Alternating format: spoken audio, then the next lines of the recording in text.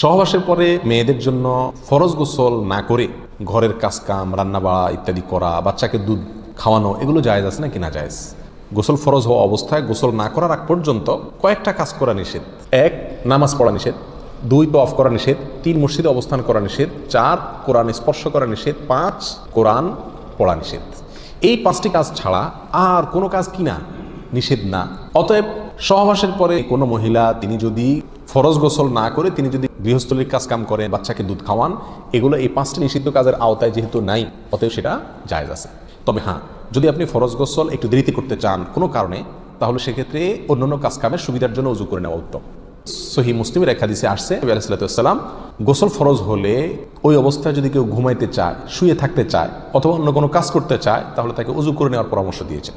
এর বাইরে অজু ছাড়া যে সে কিছু করতে পারবে না, ব্যাপারটা এরকম না। অতএব অজু করে নিয়ে এরপর অন্যান্য কাজ করা উত্তম।